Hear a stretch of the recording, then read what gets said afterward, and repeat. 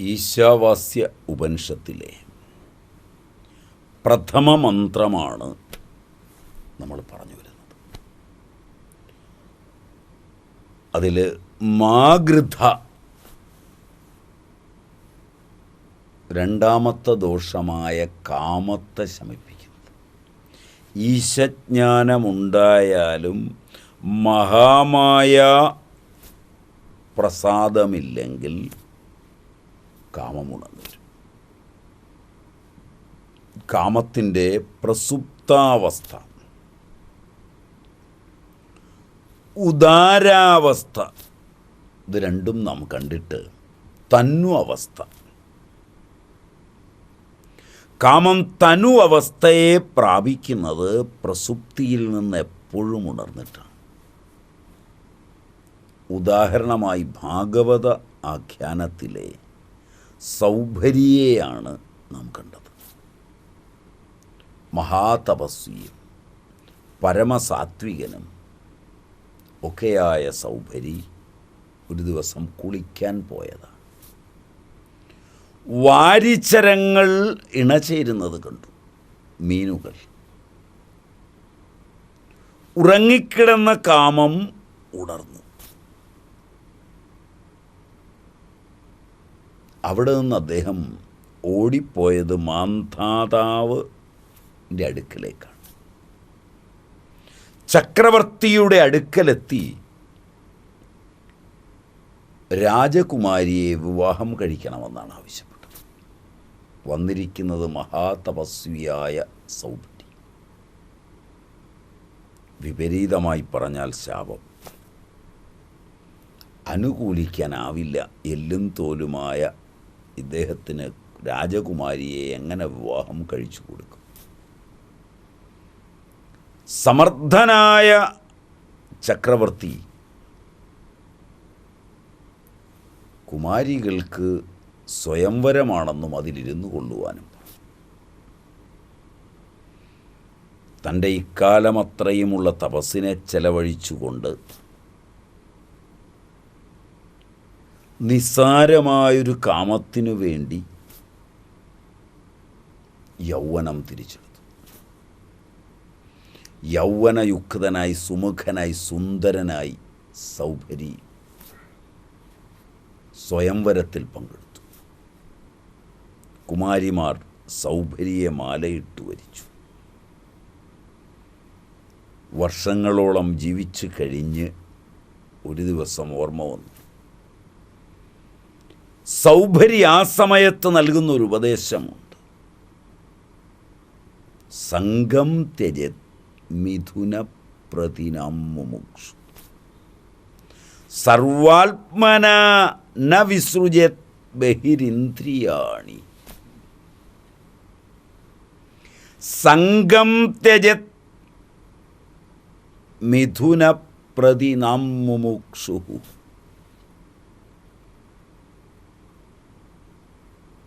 സംഘങ്ങളെ മുമുക്ഷു ത്യജിക്കേണ്ടതിൻ്റെ ആവശ്യകത. സർവാത്മന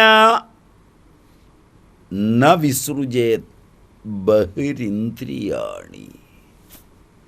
ഇന്ദ്രിയങ്ങളെ, ബാഹ്യേന്ദ്രിയങ്ങളെ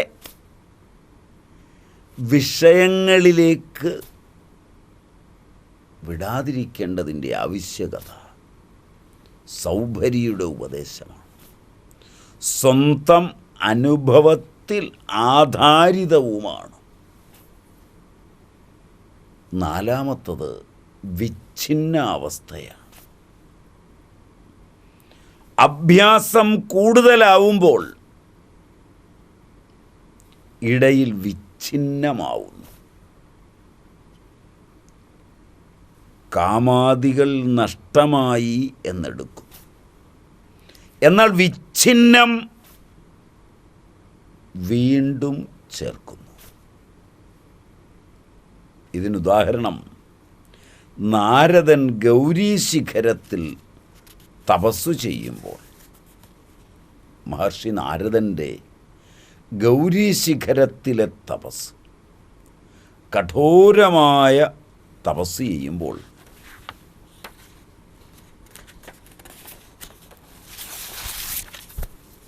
കാമം വിച്ഛിന്നമായി.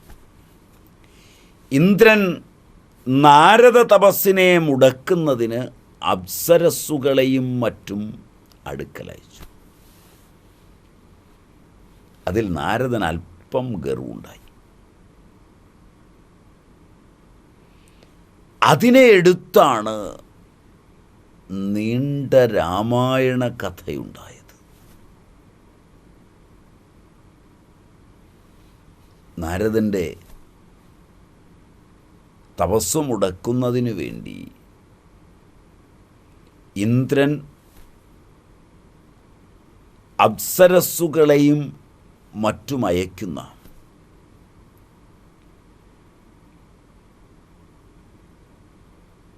ആ അയപ്പിൽ നാരദനുണ്ടായ ഒരല്പം ഗർവ്.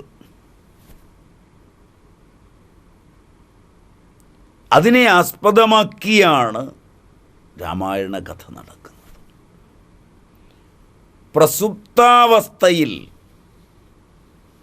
അവയെ വേർതിരിച്ചെടുക്കുന്നതിൻ്റെ കാര്യമില്ല. ബാലകൻ കളിച്ചുകൊണ്ടിരിക്കുന്നു.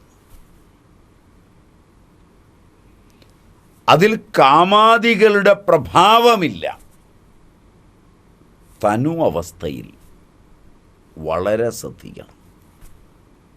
സൗഭരി പറഞ്ഞിട്ടുണ്ട്, അന്യഥാ പതനമുണ്ടാകാൻ താമസമില്ല. അതിലും അപകടകരമായത് വിച്ഛിന്നാവസ്ഥയാണ്. വിച്ഛിന്നാവസ്ഥയിൽ മനുഷ്യൻ അഭിമാനിയും ദുരയുള്ളവനും ആവുന്നു. അപ്പോൾ ഒരുവൻ അപകടത്തിനുള്ള കാരണങ്ങൾ ഉണ്ടാക്കുന്നു. സ്വയം അപകടത്തിനുള്ള കാരണങ്ങൾ ഉണ്ടാകുന്നത് അഭിമാനവും ദുരയും വരുമ്പോഴാണ്. ഉദാഹരണം നാരദനാണ്. ഉദാരാവസ്ഥയാകട്ടെ സർവഥ എല്ലാ തരത്തിലും വേർതിരിച്ചറിയുന്നതിനുള്ളത് തന്നെയാണ്. അതുകൊണ്ട് ക്രമം മാറ്റിയാണ്, ഈ ക്രമത്തിലാണ് മഹർഷി പതഞ്ജലി പ്രസുപ്ത തനുവിച്ഛിന്നോദാരാണം എന്ന് പറഞ്ഞത്. ഇത് മഹാമായയാണ്. അതുകൊണ്ട് മനുഷ്യൻ മോഹങ്ങളിൽ പതിക്കുന്നു. അപ്പോൾ അവൻ എന്തുകൊണ്ട് ജ്ഞാനിയാകുന്നില്ല? അതുകൊണ്ട് മാഗൃഥ, ഇത് സാധനോപദേശാവശ്യകമാണ്. എന്നിരുന്നാലും മാഗൃഥയിൽ ഏതെങ്കിലും സാധനയുടെ നിർദ്ദേശം നൽകുന്നില്ല. അതിന് കാരണം ഏനകേന പ്രകാരേണ കാമത്തെ ത്യജിക്കുന്നതിനുള്ള പ്രയത്നം ചെയ്യണം. അത് സംയമം കൊണ്ടാകട്ടെ, ഗുരുസേവാദികളാലാകട്ടെ, അതുമല്ല ഭഗവത് പ്രാർത്ഥന കൊണ്ട്, ഭക്തി കൊണ്ട് ആയിക്കൊള്ളട്ടെ. കാമത്യാഗമാണ് ആധ്യാത്മിക വികാസത്തിൽ അത്യന്തം അനിവാര്യമായുള്ളത്. സംയമം കൊണ്ടായാലും ഗുരുസേവാദികളാലായാലും, അതുമല്ല ഭഗവത് പ്രാർത്ഥന ഉൾക്കൊള്ളുന്ന ഭക്തി കൊണ്ടായാലും. അവിനയമപനയ വിഷ്ണോദമയമന ശമയ വിഷമൃഗതൃഷ്ണാം. അവിനയമപനയ വിഷ്ണോദമയമന ശമയ വിഷമൃഗതൃഷ്ണാം എന്നിങ്ങനെ ഭഗവത് പ്രാർത്ഥനയാണ്. ഭഗവത് ഭക്തിയും ഇതിലുപയോഗിയാണ്. ഭഗവാനിൽ അത്യന്ത പ്രേമം, അനന്യപ്രേമം, പതുക്കെ പതുക്കെ കാമാദികൾ ശാന്തമാകും. ഒന്ന് സംയമം കൊണ്ട് ജ്ഞാനം കൈവന്ന് സംയമിയായിത്തീർന്ന് കാമത്തെ നിയന്ത്രിക്കുക. കാമം പച്ചയാണെന്നും അതിൽ സുഖമില്ലെന്നും അപഗ്രഥിച്ച് കണ്ടെത്തി ബുദ്ധിയെ വീണ്ടും വീണ്ടും ഓർമ്മപ്പെടുത്തി കാമമില്ലാതിരിക്കുക. 2, ഗുരുസേവയെ ചെയ്ത് അതിൽ മുഴുകി കാമത്തെ ഇല്ലാതാക്കുക. 3, ഭഗവത് ഭക്തി നിറഞ്ഞ് സദാ ഭഗവത് കാര്യങ്ങളിൽ വ്യാപൃതനായി കരചരണാദികളെ കൊണ്ടും ജ്ഞാനേന്ദ്രിയങ്ങളെ കൊണ്ടും ഭഗവാന്റെ കാര്യങ്ങളിൽ മാത്രം സദാ സർവഥാ മുഴുകുക. അനന്യഭക്തി ഉണ്ടാവുക. അപ്പോൾ കാമാദികൾ പതുക്കെ പതുക്കെ ശാന്തമായിത്തീരുന്നു. 3-ാമത്തെ ദോഷം കർമ്മമാണ്. അതിനുവേണ്ടി കസ്യസ്വി ധനം എന്ന ആക്ഷേപമാണ്. കർമ്മം ചെയ്യുന്നതിന് ഇവിടെ നാം ഏറ്റവും ശ്രദ്ധിക്കേണ്ടത് 2-ാമത്തെ ദോഷമാണ് കാമം, 3-ാമത് കർമ്മമാണ്. അതിനുവേണ്ടി കസ്യസ്വി ധനം എന്ന് ആക്ഷേപമാണ്. കർമ്മം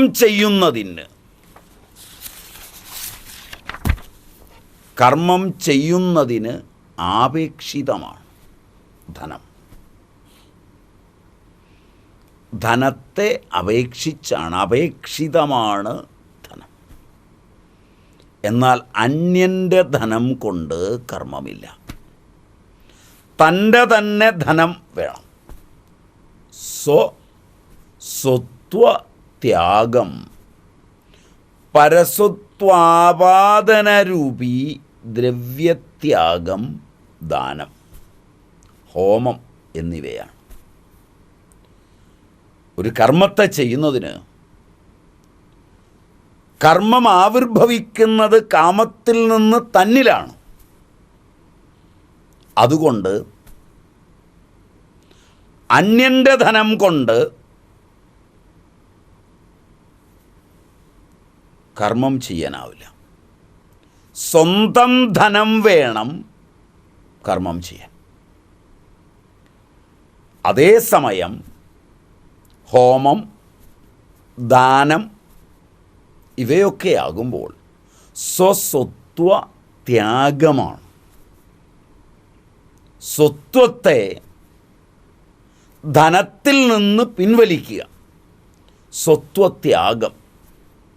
പരസ്വത്വത്തെ അതിൽ ആപാദനം ചെയ്യുക, പരസ്വത്വാപാദനരൂപി ദ്രവ്യത്യാഗം, ദാനം, ഹോമം ഇവയൊക്കെയാണ്.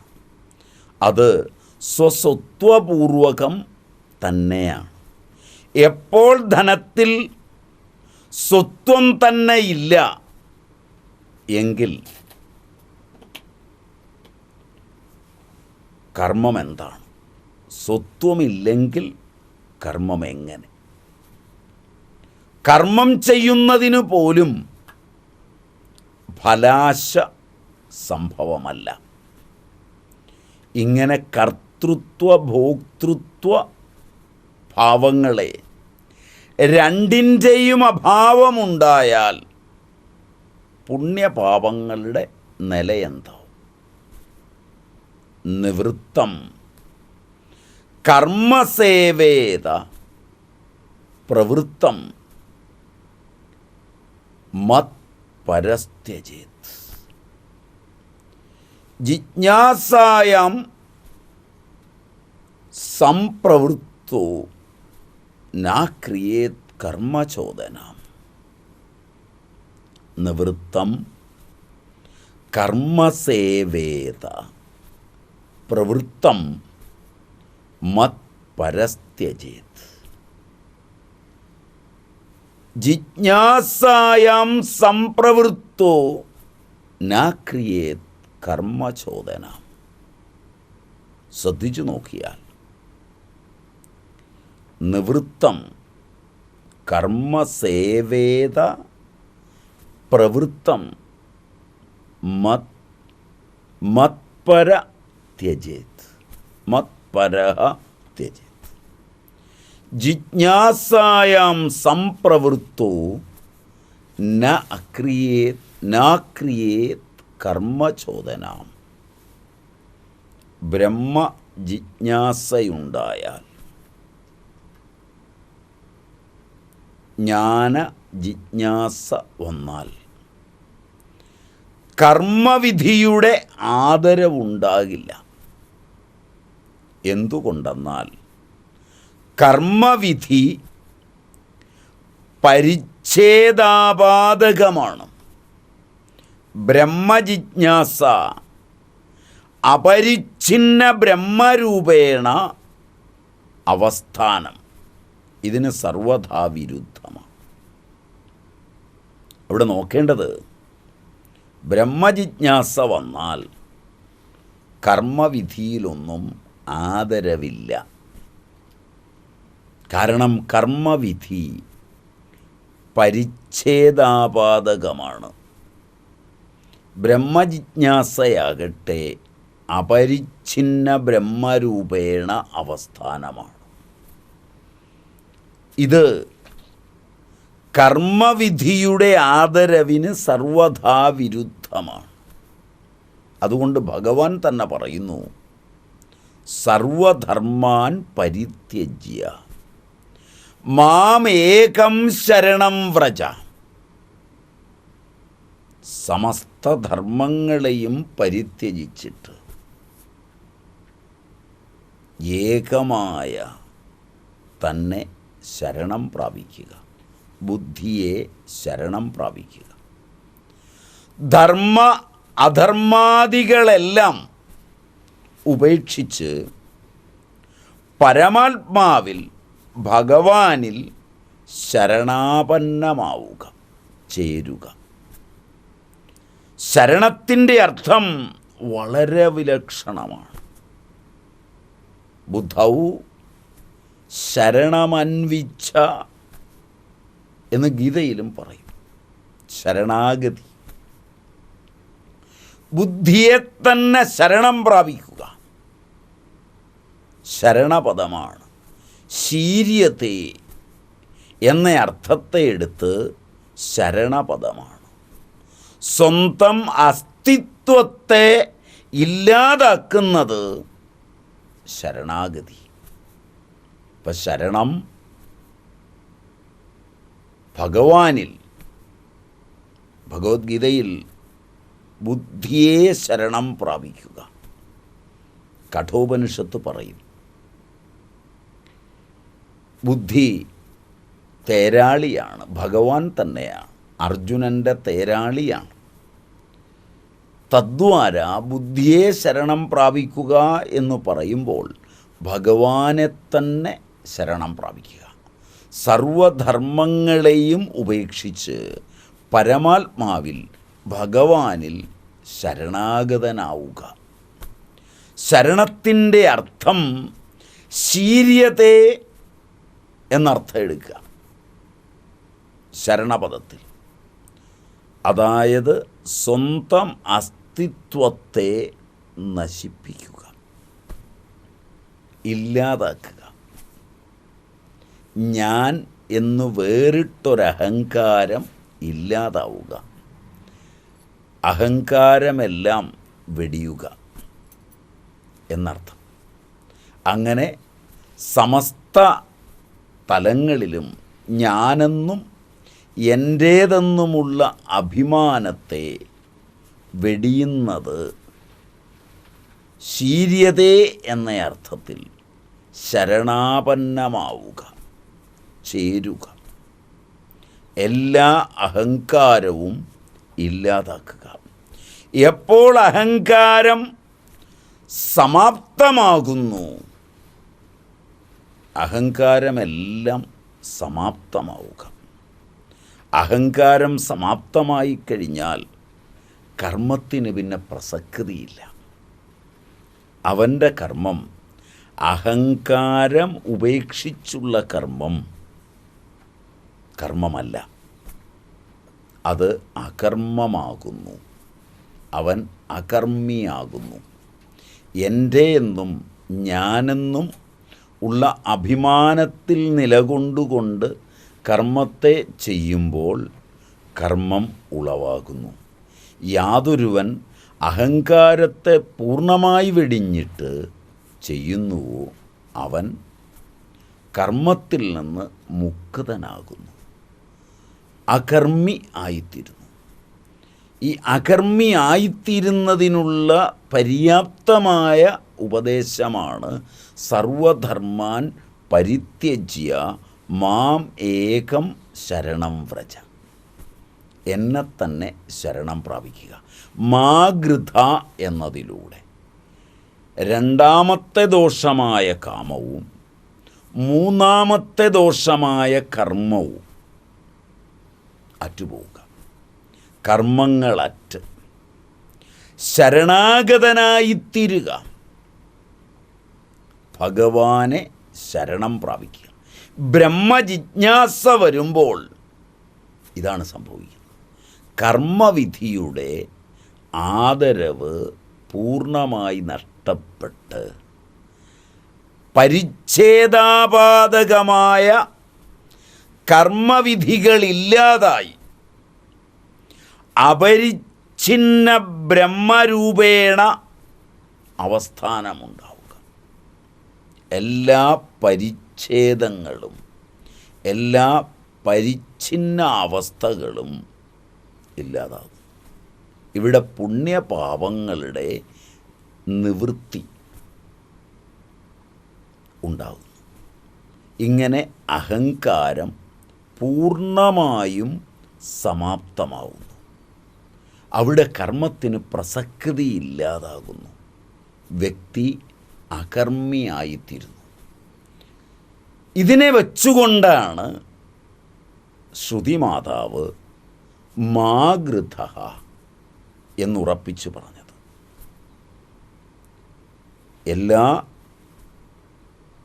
തരത്തിലും ദോഷങ്ങളായ കാമത്തെയും കർമ്മത്തെയും പൂർണ്ണമായി വെടിഞ്ഞ് ഭഗവത് ശരണാഗതിക്ക് പ്രാപ്തമാകുവാൻ നമ്മെ ഉപദേശിക്കുന്ന ശ്രുതിമാതാവിൻ്റെ പാവന പാദങ്ങളിൽ നമുക്ക് പ്രണമിക്കാം.